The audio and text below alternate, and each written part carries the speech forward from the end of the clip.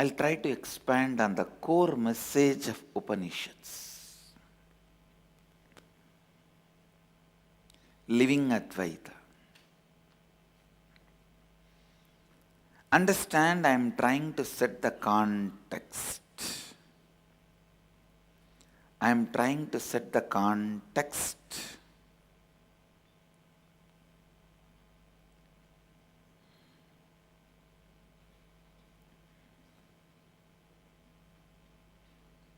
For you to internalize Upanishads. Nothing, as I said, nothing at all said extra in the Upanishads. As I said, you can't edit them. No editing is possible. It is so precise, perfect. And you can't comment on it. Nothing extra can be added to it. Maybe you can highlight something and go on repeating it. You can't comment on it.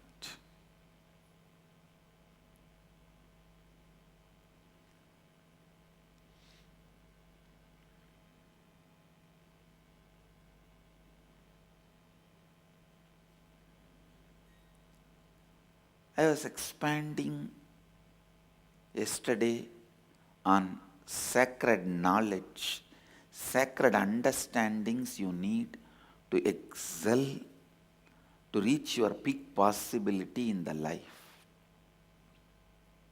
I tell you,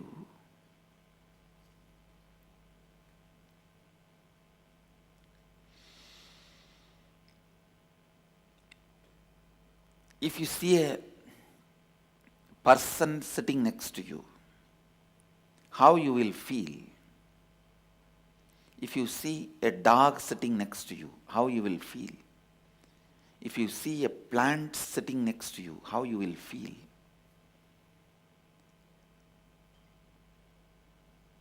It is based on that is going to respond to you.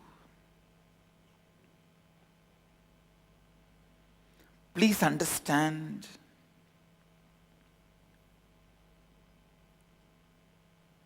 if you think the person who is sitting next to you is alive, you will react either love or withdrawal, whatever. You may react in a different some way. If you see the dog sitting next to you, you will react in some way. But if you don't react the same way to the plants, it means you don't feel they are alive. Listen to this logic. You will understand the conclusion. Why we feel the plant is not that much alive?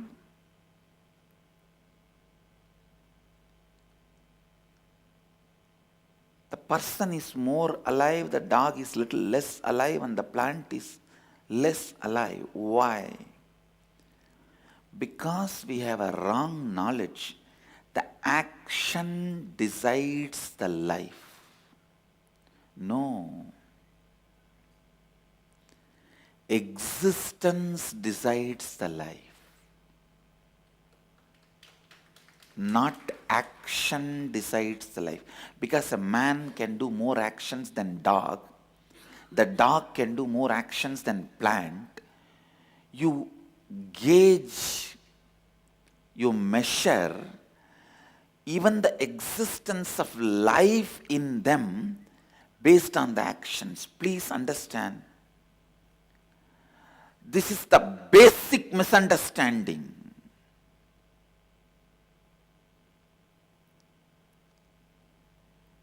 Some of these basic misunderstandings can be repaired only by Upanishads. Only by Upanishads. Because only the Upanishadic masters carried that kind of an inner space. our architect who is doing this stage decoration for Upanishads, getting the plants, rock, everything, she suddenly comes and tells me, Swamiji, really I have to tell you something. I said, what? The plants kept next to you has grown taller, almost 1 feet. I said, come on, I heard enough stories.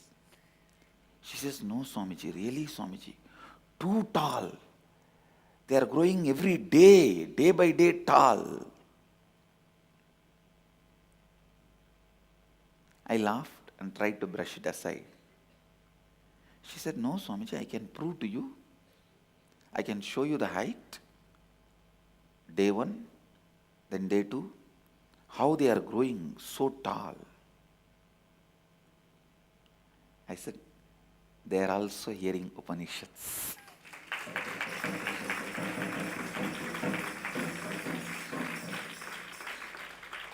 First I told them, first get me evidence, only then I will talk about it.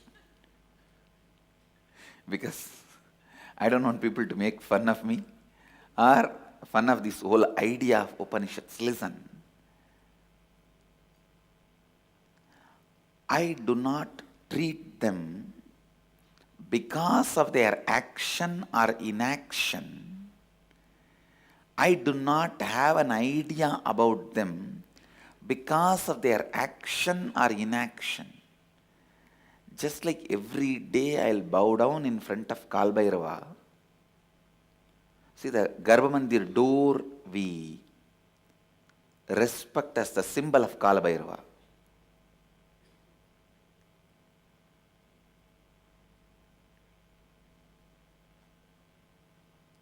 It is worshipped as the deity of Kalbhairava.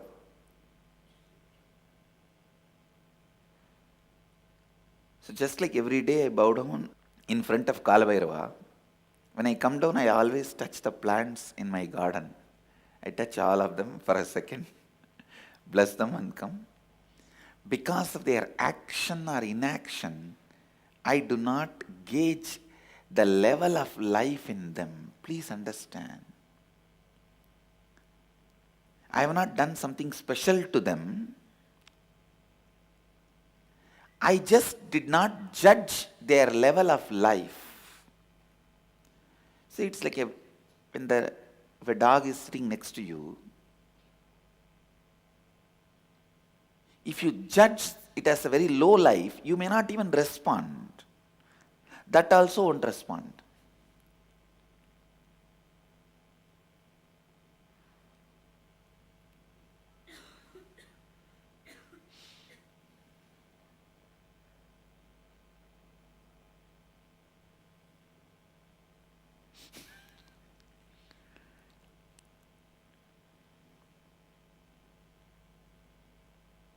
Even if you recognize his existence,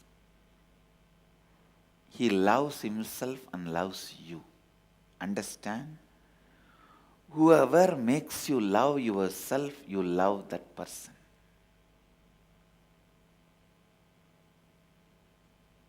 Whoever makes you love yourself, you love that person.